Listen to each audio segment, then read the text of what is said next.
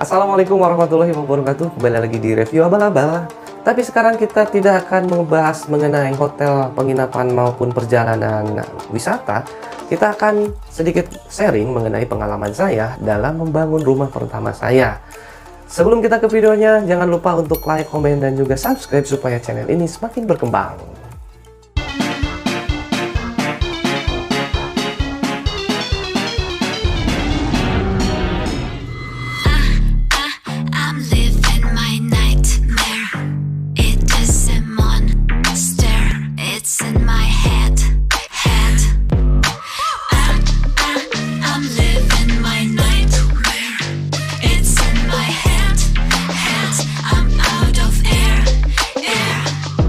Pertama, saya mau mendisklaimer dulu bahwa saya ini bukan orang teknik sipil ataupun seseorang yang bekerja di bangunan, atau bahkan saya bukan seorang pengawas proyek gitu ya. Jadi saya hanya orang biasa gitu ya, yang tidak tahu mengenai cara membangun bangunan itu seperti apa gitu. Bahkan untuk sebuah kusen pun saya belum tentu bisa menunjuknya yang mana. Disclaimer ini saya anggap penting karena memang ini benar-benar saya mulai dari nol ya. Saya takutnya ada salah-salah kata ataupun salah dalam mempersepsikan sesuatu hal mengenai pembangunan sebuah rumah. Yang pertama adalah kenapa saya membangun rumah dan kenapa nggak KPR saja. Nah, ini untuk KPR sendiri sebetulnya saya sudah mensurvei beberapa tempat gitu ya.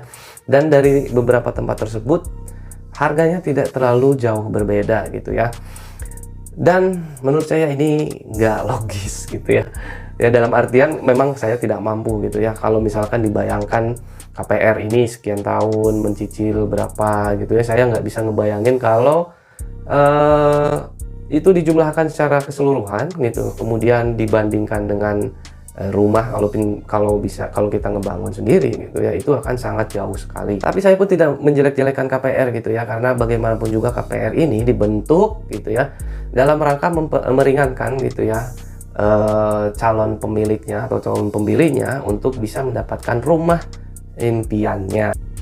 Dan yang kedua, ini kebetulan kita juga memiliki sebuah aset gitu ya, sepetak tanah dari pemberian orang tua ya. Dan waktu itu juga kita kondisinya tabungan belum begitu besar ya. Kita waktu itu sekitar 80 jutaan gitu ya.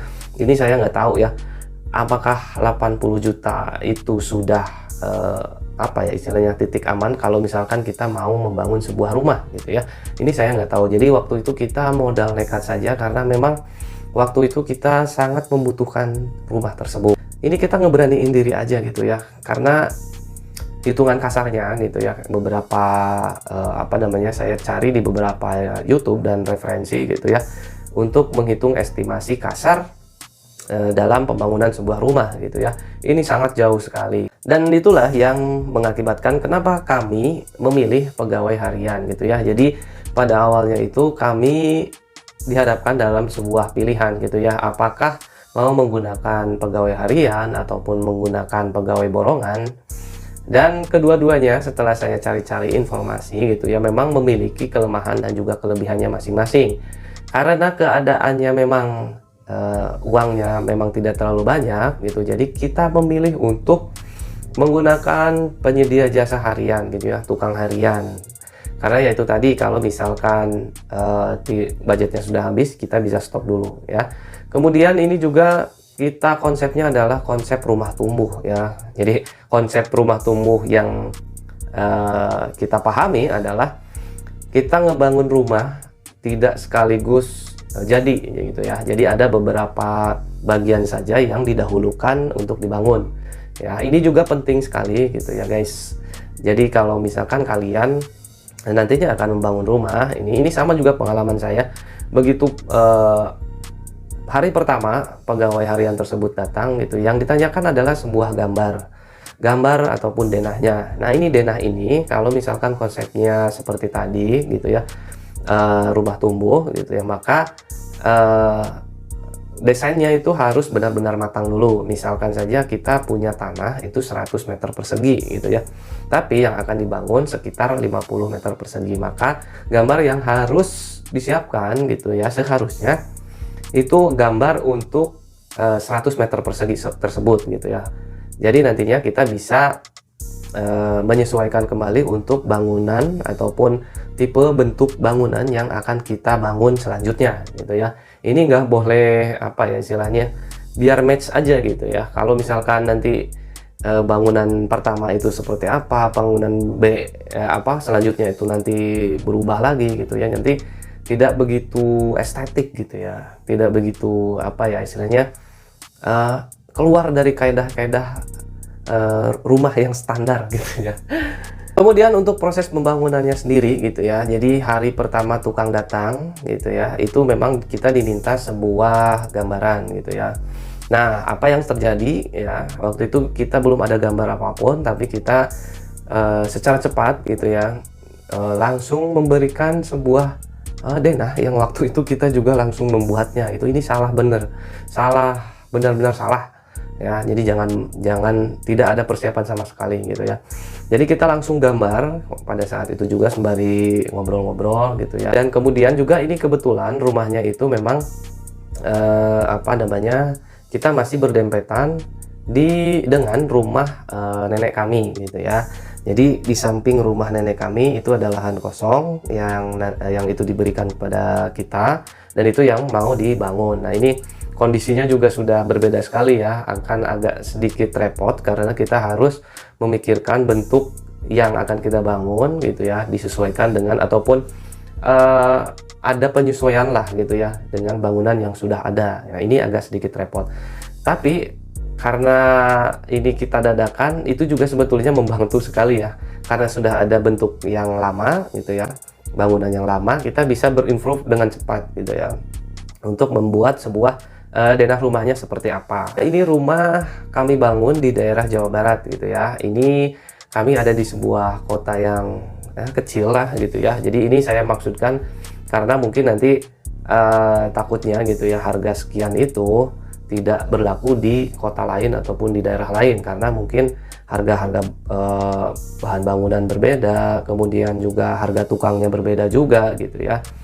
Dan waktu itu juga kita harus menghitung gitu ya, sebetulnya harus menghitung dulu estimasi berapa sih pengeluaran yang harus kita siapkan, uang yang harus kita siapkan untuk membangun sebuah rumah dengan luasan tertentu. Nah, ini dulu tuh kita pakai hitungan kasar ya, hitungan kasarnya yaitu sekitar 64 meter persegi gitu ya, 64 meter persegi. Dan kemudian kalau dikalikan 3 juta itu sekitar 190 jutaan, berarti itu dana kotor ataupun estimasi yang harus kita persiapkan ya. Tapi gitu ya, karena kita waktu itu modal nekat gitu ya, sudahlah kita ikhtiar aja gitu ya, la haula gitu ya, kita mulai dengan pondasi rumah dulu. Ini jadi konsepnya waktu itu kita mau bikin pondasi dulu nih, pondasi dulu, kemudian yang akan dibangun duluan itu adalah kamar, kemudian kamar mandi gitu ya. Nah, tapi ada sebuah pertanyaan dari istri saya gitu ya, nanti kalau ada tamu yang ingin kesini, kita mau taruh di mana gitu ya.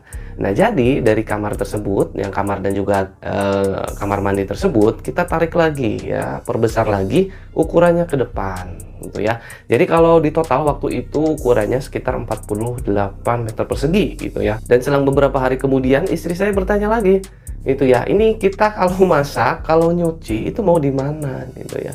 Dan akhirnya kita memperlebar lagi untuk ruang dapur dan juga untuk ruang cuci gitu ya. Jadi kalau di total sekarang sekitar 64 meter persegian. Dan perlu diingat juga ini nantinya gitu ya, tidak menutup kemungkinan akan sering cekcokan sama istri gitu ya, suami dan istri, karena berbeda konsep ataupun berbeda keinginan dalam membangun rumah tersebut gitu ya. Yang awalnya dari 48 meter persegi menjadi 64 meter persegi gitu ya. Ini harus diwaspadai gitu, dalam artian ya kita boleh lah gitu ya istilahnya mengungkapkan keinginannya seperti apa, tapi ingat kembali lagi ini dibalikin lagi ke budgetnya masing-masing. Jangan sampai nanti kita over budget yang nantinya kita bakalan ngerugiin diri sendiri. Untuk bahan bangunannya sendiri, kami membeli sendiri bahan bangunannya, jadi kami bisa membeli ataupun memilih gitu ya bahan-bahan yang seperti apa ya, yang tentunya kami bisa sesuaikan dengan kemampuan kami, keuangan kami, dan juga dari sisi kualitasnya mau yang seperti apa. Nah, itu adalah kondisi kami di saat kami memutuskan untuk membangun sebuah rumah gitu ya. Untuk tukang yang menggunakan tukang harian, kemudian juga bahannya membeli sendiri gitu ya. Dan waktu itu tabungan kita juga sekitar 80 juta rupiah gitu. Tapi kami memiliki sepetak tanah yang bisa dibangun. Ada banyak cerita menarik sekali gitu ya di awal-awal pembangunan rumah tersebut gitu ya. Dimulai dari pondasi gitu ya. Kita mulai dari mengukur, kemudian menggali, kemudian nanti dibuat sebuah pondasi gitu ya. Itu mungkin tekniknya teknik dasar dan normal-normal aja. Tapi yang tidak normal itu adalah dimana kita gitu ya stres gitu ya dengan ataupun mendengar orang-orang lain membicarakan progres rumah kita. Posisinya waktu itu memang fondasi itu sudah berdiri gitu ya di 14 hari tersebut gitu ya. Bahkan untuk besi pancang yaitu yang arah ke atas dari dari cakar ayam itu sudah terpasang gitu ya. Tapi gitu ya banyak orang gitu ya dari kanan kiri saudara ataupun yang cuman sekedar lewat doang dan ternyata itu memang temannya keluarga kita gitu menyampaikan kepada kita, kok progresnya seperti itu, harusnya 14 hari itu udah bisa sampai ini gitu, pemasangan bata atau apa gitu ya. Kita begitu memikirkan sebuah teknis gitu bagaimana cara membangunnya, yang lain ternyata membicarakan mengenai progresnya.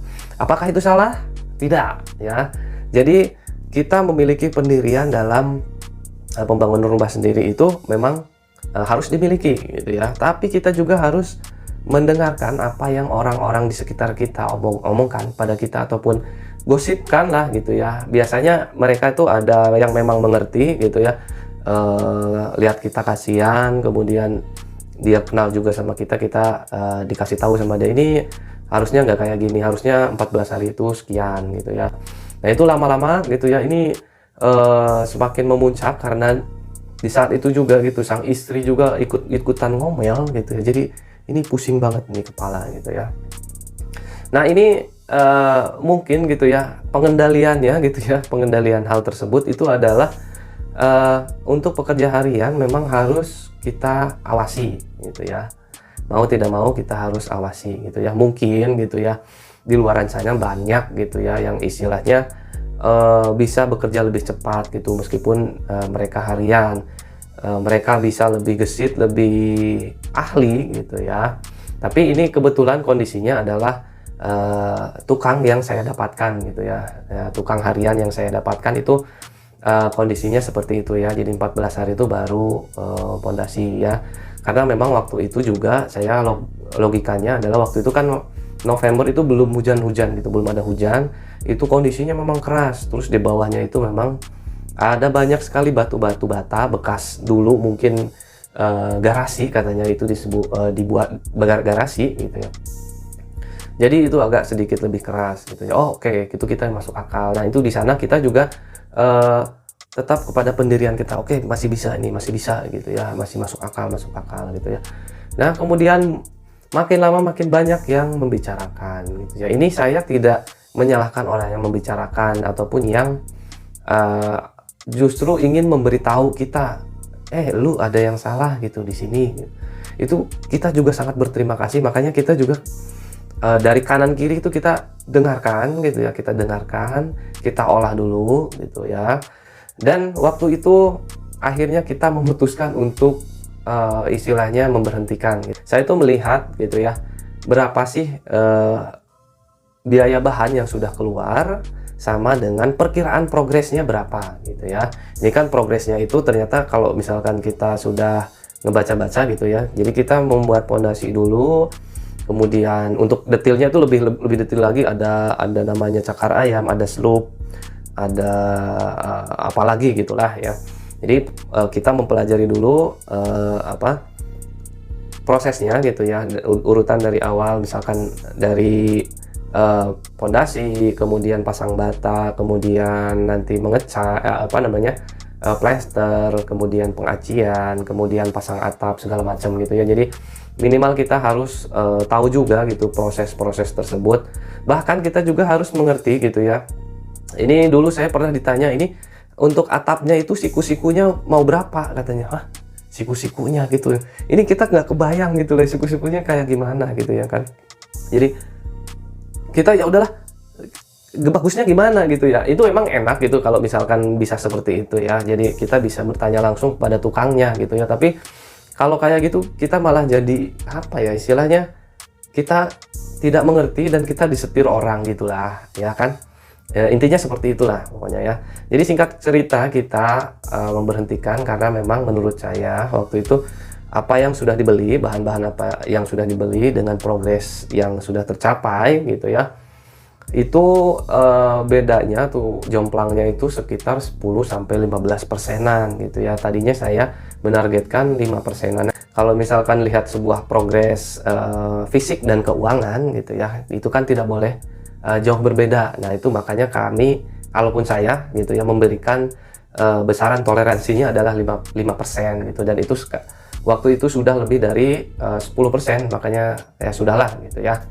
Sedikit flashback lagi ya mengenai tadi tukang harian gitu, memang betul gitu ya, kita harus memiliki seorang pengawas gitulah, ataupun enggak kita ya, orang lain yang kita suruh gitu ya, coba awasin ini gitu ya, istilahnya duduk aja di situ ya, kita perhatiin gitu ya. Nanti kalau ada pertanyaan apa namanya, si tukang ada pertanyaan, kita harus bisa jawab gitu ya. Dan juga ini untuk harian ini ataupun karena bahannya beli sendiri gitu, maka kita harus standby juga nih kalau misalkan diberitahu ini bahan ini kurang, ataupun kita bisa bertanya langsung, Pak besok mau yang dibangun apa gitu, apa yang harus disiapkan gitu, bisa seperti itu gitu ya. Cuman apa ya, nambah effort sih sebetulnya waktu itu ya, untuk apa namanya, kalau misalkan kita memilih untuk bahan membeli sendiri gitu, bahannya membeli sendiri gitu ya.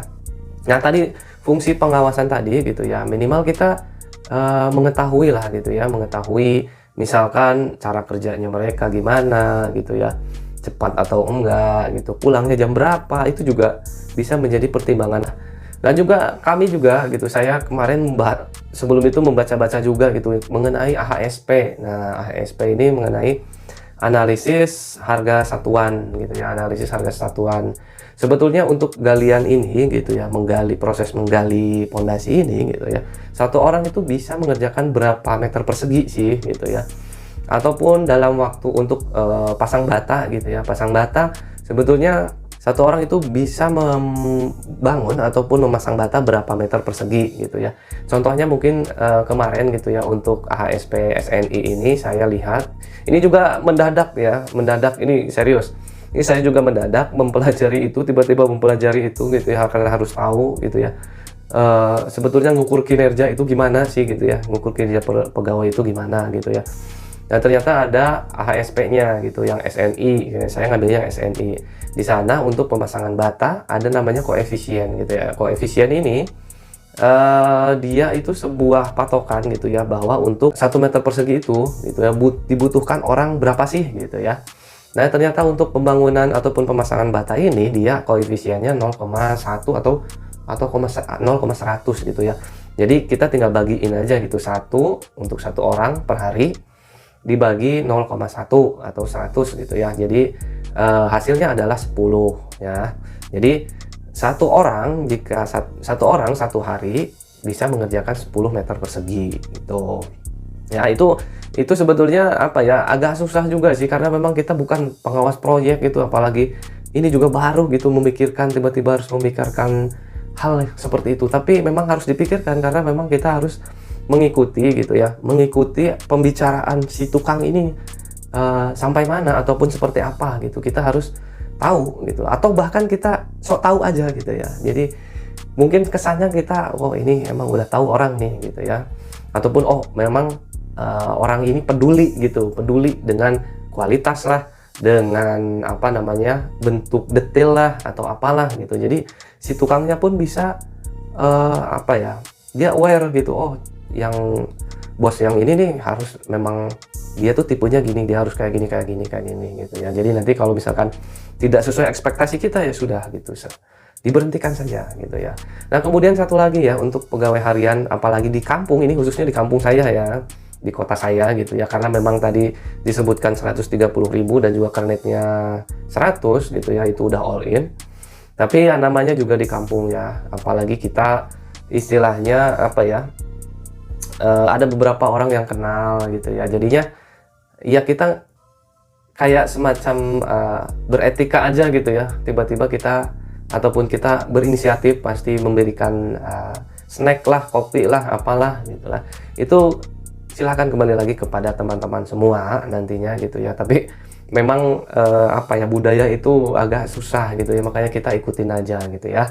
Jadi harus dipersiapkan juga tiap hari gitu ya, tiap hari nantinya kita harus memikirkan nih snack apa ya besok ya gitu ya. Kalau kopi udah pasti kan, tuh udah jelas kok apa yang harus dibelinya gitu ya. Pembangunan rumah ini saya anggap ini adalah modal nekat kita berdua, saya dan istri saya. Tapi bagaimanapun juga saya berterima kasih kepada istri saya yang selalu mensupport, meskipun dia apa ya, istilahnya sering marah-marah gitu, sering istilahnya apa ya, kurang puas, kok gini, kok gitu, nanti gimana, nanti gitu, cerewet gitu ya.